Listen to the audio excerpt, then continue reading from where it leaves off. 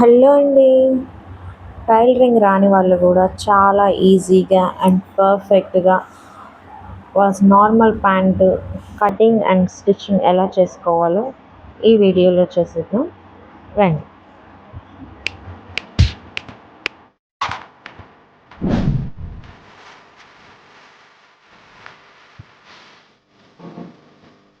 Welcome back to our channel Tej creations.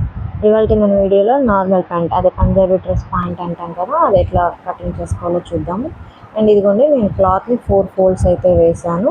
And ఇది double XL size, so నేను అందుకే కొంచెం వెడల్పుగా క్లాత్ని అడ్డంగా తీసుకున్నాను అనమాట. పొడవునేమో సీటు ముక్క కింద నుండి లెగ్ వరకు లెంత్ ఎంత ఉందో కొలుచుకోవాలి. ఇదైతే 33.5 వచ్చిందనమాట.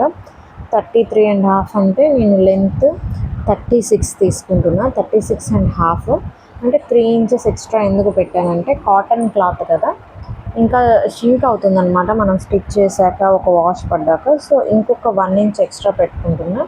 అండ్ ఇప్పుడు ఇది కిస్తా లూజు, మనకి పైన లూజ్ అనేది కిస్తా లూజ్ నుండి వస్తుంది అనమాట.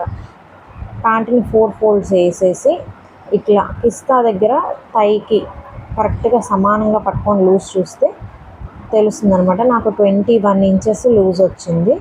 సో నేను ఇక్కడ 23 ఇంచెస్ తీసుకుంటున్నా టోటల్, ఎందుకంటే ఒక 2 ఇంచెస్ ఎక్స్ట్రా పెడుతున్నా అనమాట.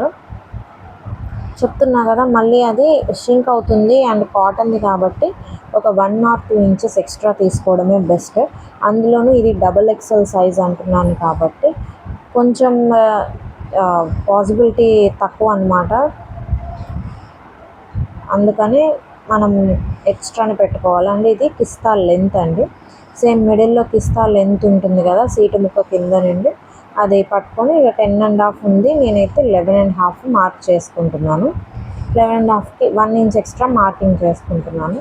ఎందుకంటే ఈ లూజింగ్ పెంచాం కదా. అండ్ ఏదైనా కానీ కాటన్ క్లాత్ పెట్టుకునేటప్పుడు 1 or 2 ఇంచెస్ ఎక్స్ట్రా పెట్టుకోవాల్సిందే. అండ్ మనకి క్లాత్ ఉంది కాబట్టి ఖచ్చితంగా పెట్టుకోవాలి. అండ్ అక్కడి నుండి ఆ మార్క్ నుండి 1 ఇంచ్ ఎక్స్ట్రా యువతలకి గీసుకున్నాను గీత.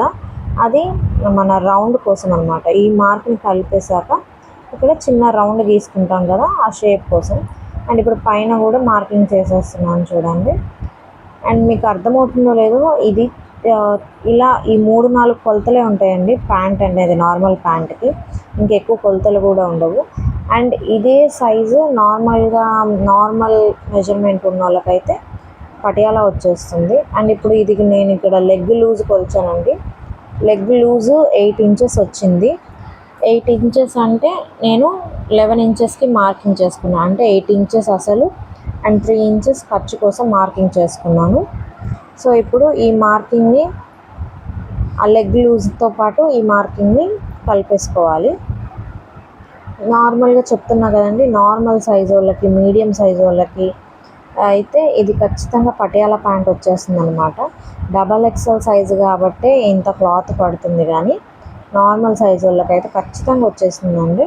సో ఇప్పుడు మార్కింగ్ అయిపోయింది కదా, ఇప్పుడు దాన్ని కట్ చేసేసుకుందాము. అండ్ మీకు మార్కింగ్ కనిపించకపోయినా నేను చెప్పింది పర్ఫెక్ట్గా మీరు పెట్టుకుంటే మీకు మెజర్మెంట్ అనేది వచ్చేస్తుంది. అండ్ ఇప్పుడు మనం సీటు ముక్క కట్ చేసుకోవాలి. సీటు ముక్క కానీ నాకు 30 ఇంచెస్ కావాలండి. డబల్ మీద 30 ఇంచెస్ కావాలి. సో చూడండి, నేను చూపించిన మార్కింగ్ కనిపించలేదు మీకు. అదేంటంటే 30 ఇంచెస్ కోసం మనం ఎక్స్ట్రా క్లాత్ కూడా యాడ్స్ చేయాలన్నమాట. 10 ఇంచెస్ లెంత్ ఉంది, 30 ఇంచెస్ వెడల్పు ఉంది. సో దానికి తగ్గట్టుగా మనం క్లాత్ని ఇట్లా కట్ చేసుకుంటూ ఉండాలి. ఉన్న ముక్కల్లోనే మనం అడ్జస్ట్ చేసుకోవాలన్నమాట. ఇక్కడ నేను 10 ఇంచెస్ లెంత్ పెట్టి ఇక్కడ 4 ఫోల్డ్స్ ఉన్న క్లాత్ని కట్ చేసుకుంటున్నాను. నేను 10 ఇంచెస్కి మార్క్ చేశాను. మార్క్ చేసేసి ఇక్కడ వరకు తీసేసుకుంటున్నాను అనమాట. ఇప్పుడు ఈ క్లాత్ ఉంది కదా మనకి, అండ్ సేమ్ ఇక్కడ పైన కొంచెం క్లాత్ మిగిలింది కదా, ఇందులో కూడా ఒక 10 ఇంచెస్ వచ్చేలాగా పెట్టుకొని మార్కింగ్ కట్ చేసేసుకుందాము. చూడండి, దీనికి సమానంగా ఒక 10 ఇంచెస్ పెట్టుకుంటే దీంతో పాటు క్లాత్ వస్తుంది కదా. సో జాయింట్స్ అనేవి ఎక్కువ పడుతున్నాయండి, ఎందుకంటే డబుల్ ఎక్సెల్ సైజ్ కాబట్టి. అండ్ మనం ఎక్కువ లూజింగ్ అనేది ఎక్కువ అందులోనే తీసేసాం కాబట్టి, అండ్ లెగ్ లూజ్ కూడా ఎక్కువ ఉంది కాబట్టి ఇట్లా క్లాత్స్ ఎక్కువ జాయింట్స్ పడుతున్నాయి, లేదంటే ఇన్ని జాయింట్స్ అయితే పడవండి.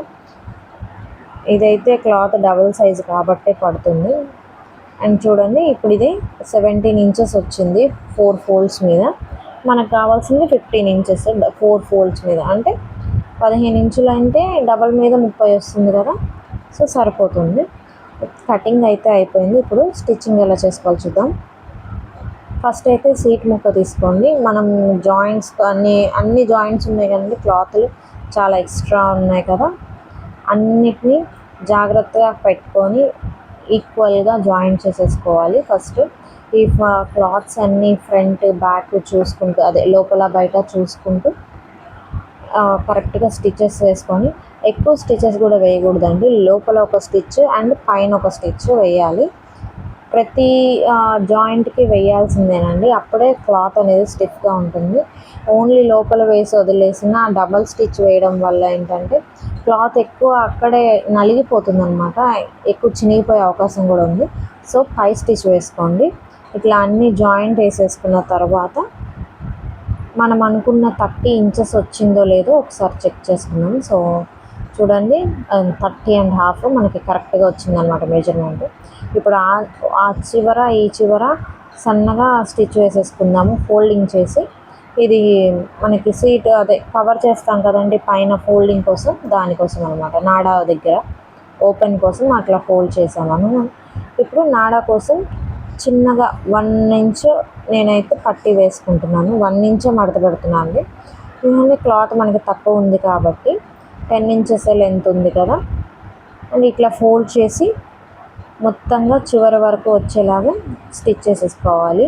అండ్ ఇది కాటన్ క్లాత్ కాబట్టి ఈజీగా అయిపోయింది. కొంచెం ఏదైనా జారే క్లాత్, సిల్క్ క్లాత్ అయితే కొంచెం టైం పడుతుంది క్రేప్ ప్యాంట్కి, బట్ జాగ్రత్తగా వేసుకోవాలండి స్టిచ్ అనేది, క్లాత్ ఎక్కడ వదిలేకుండా.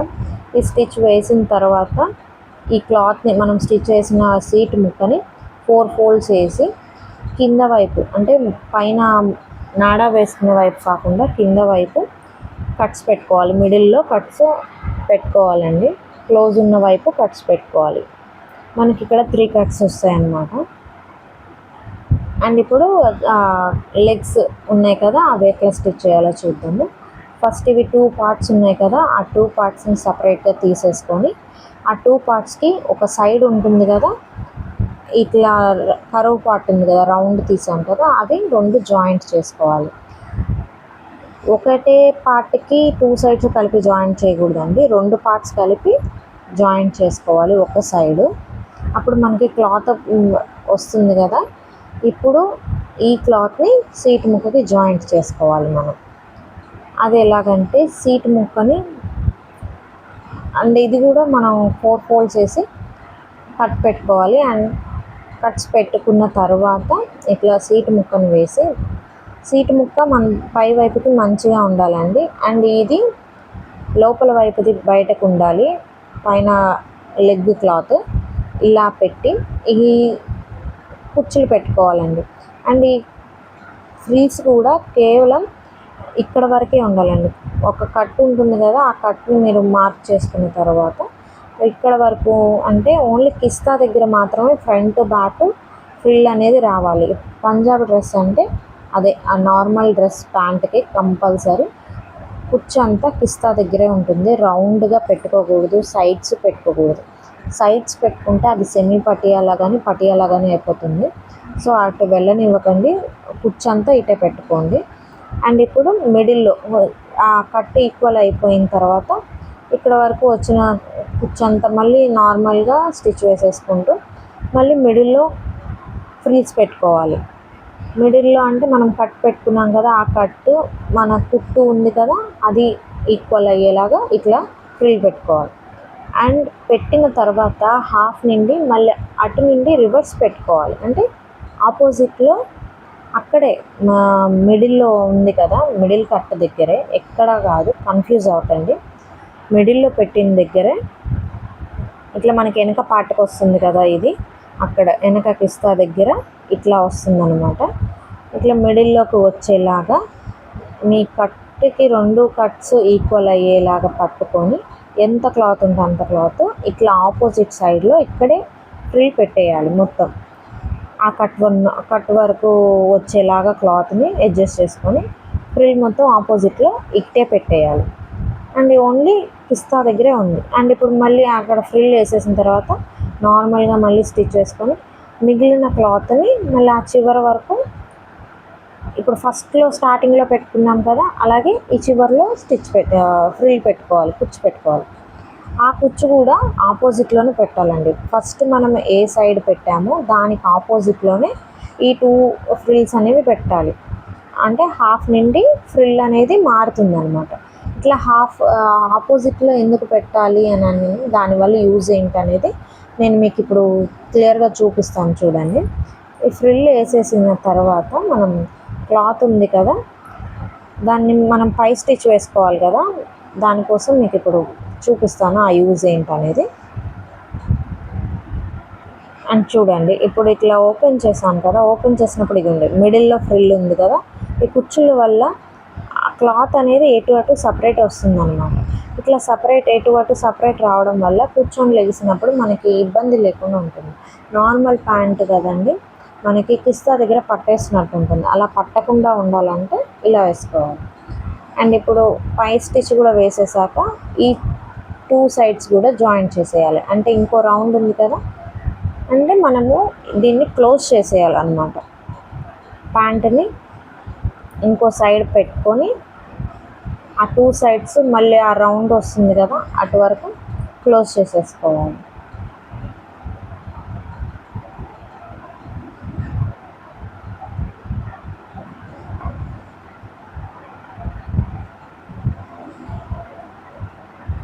అండ్ నేను ఎటువైపు మీకు స్టిచ్ చేస్తున్నానో అర్థమవుతుంది కదా. ఆ సైడు ఈ సైడు మనం లాస్ట్కి స్టిచ్ వేసుకున్నాం కదా ఓపెన్ దగ్గర, ఆ ఓపెన్స్ 2 క్లోజ్ చేసేసాను అనమాట. ఇప్పుడు క్లోజ్ చేసేసి డబల్ స్టిచ్ వేసుకోవాలి. ఇక్కడ అనేది ఆ 1/2 ఇంచ్ ఖర్చుతో ఖచ్చితంగా డబల్ స్టిచ్ వేసుకోవాలండి. ఎందుకంటే ఇవే మెయిన్ కదా. సో ఇక్కడ పర్ఫెక్ట్గా ఉంటేనే, గట్టిగా ఉంటేనే మనకి స్టిచ్ అనేది పర్ఫెక్ట్గా ఉంటుందన్నమాట. సో ఇట్లా క్లోజ్ చేసేసిన తర్వాత ఇప్పుడు కాళ్ళు మడతల దగ్గర కుట్టుకుందాము. లెగ్స్ అనేవి ఈ చివర్లు ఉన్నాయి కదా, ఈ 2 లెగ్స్ సపరేట్ చేసుకొని 2 ఫోల్డ్స్ చేసుకొని మనం ఒక 2 ఇంచెస్ వరకు వేసుకున్నాం కదా, సో 2 ఇంచెస్ వరకు ఫోల్డ్ చేసుకొని స్టిచ్ వేసేసుకోవాలన్నమాట.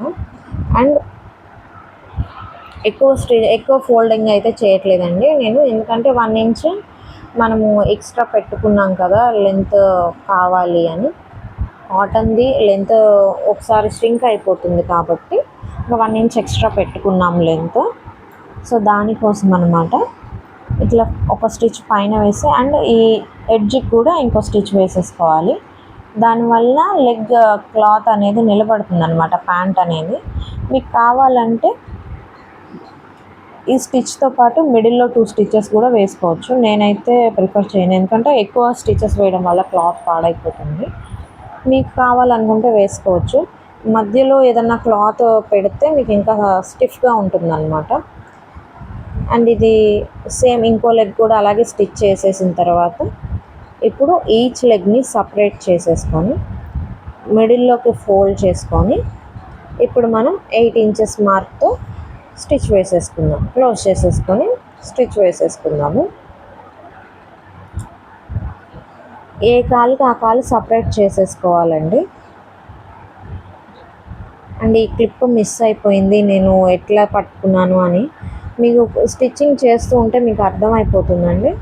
ఇట్లా ఆ మిడిల్లోకి వచ్చేటప్పటికి కిస్తా దగ్గర వచ్చేటప్పటికి సన్నగా వేసుకోవాలి.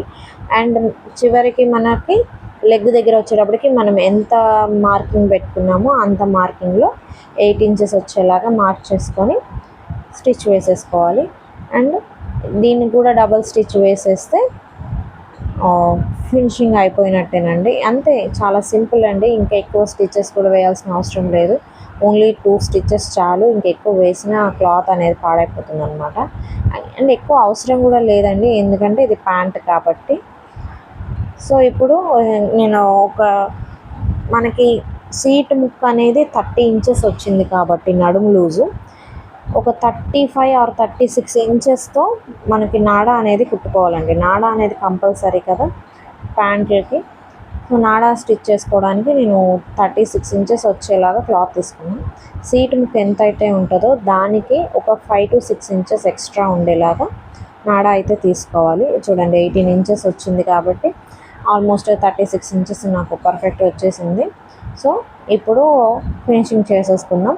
నాడాని ఎలా స్టిచ్ చేసుకోవాలో మీకు తెలుసు కదా, అటు ఇటు ఫోల్డ్ చేసేసి మిడిల్లో సన్నగా వచ్చేలాగా స్టిచ్ చేసేసుకోవడము. అది కూడా స్టిచ్ చేసేసుకున్నాక అండ్ ఇప్పుడు అది ప్యాంట్లో ఎక్కించేసుకుంటే మనకి మన ప్యాంట్ ఫినిషింగ్ అయిపోయినట్టే. అండ్ చూడండి ఎక్స్ట్రా పెట్టాను కూడా కరెక్ట్గా వచ్చింది, అంటే లోపలికి వెళ్ళిపోకుండా మనకి ఇబ్బంది లేకుండా ఉంటుంది. అండ్ చూడండి ఫినిషింగ్ ఎంత నీట్గా వచ్చిందో. ఈ మీకు కూడా ఇంతే పర్ఫెక్ట్గా మనకి స్టిచ్చింగ్ రావాలంటే వీడియోని ఇంకొకసారి చూసి స్కిప్ చేయకుండా ట్రై చేయండి. Thank you for watching.